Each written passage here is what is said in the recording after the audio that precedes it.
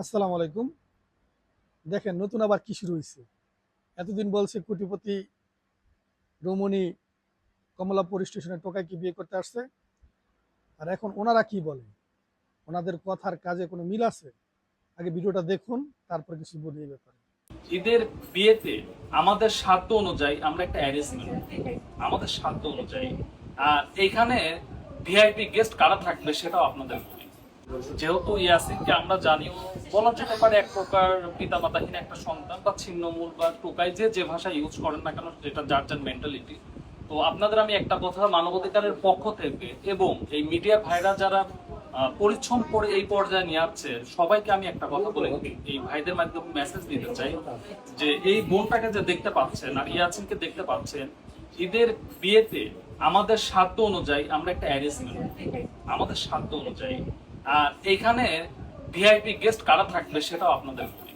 এখানে VIP guest তারাই থাকবে যারা ঠিক মতো খেতে পারে না 3 বেলা, অথবা মাসে একদিন মাংস কি জিনিস তাদের হয়তোবা খেতে পারে না, বা কখনো মাংসের স্বাদ 1 মাসেও নিতে পারে না।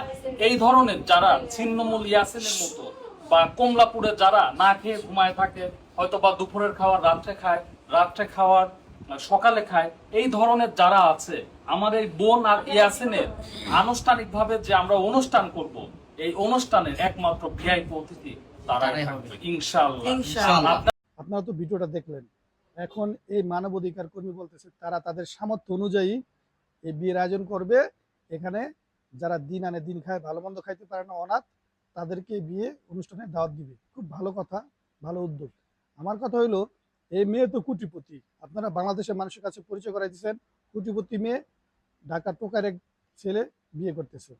এখন এই মেয়ে যদি কোটিপতি হয়ে থাকে, তাহলে তো এই মেয়ে বিয়ের অনুষ্ঠানে যত যাবতীয় খরচ আছে সব এই মেয়ে বহন করব, ধুমধাম করে বিয়ে করবে, আমরা দেখব, আর এটাকে আমরা অ্যাপ্রিসিয়েট করবো যে না, ভালো কাজ। এখন আপনারা বলতেছেন আপনারা আপনাদের নিজেদের উদ্যোগে একটা অনুষ্ঠান করবেন, সেখানে অনাথ শিশুদেরকে দাওয়াত দিবেন।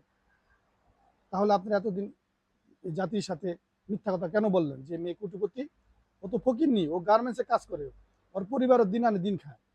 আপনারা আগে কেন খোঁজ খবর না নিয়ে এরকম একটা কাজ করলেন? আর এমনি আপনার হলো সবচেয়ে বড় বিস্ফোরা বাংলাদেশের। আপনাদের মতো এরকম সাংবাদিক, আপনাদের মতো এরকম সাপ্লি কন্টেন্ট ক্রিয়েটর, আপনাদের মতো এরকম মানবাধিকার কর্মীগুলাই বাংলাদেশের যত সমস্যার মূল। এদের থেকে সবাই সাবধান থাকবেন। এইসব সাপ্লি মার্কা কন্টেন্ট ক্রিয়েটর তিলকে তাল বানায়, তালকে তিল বানায়।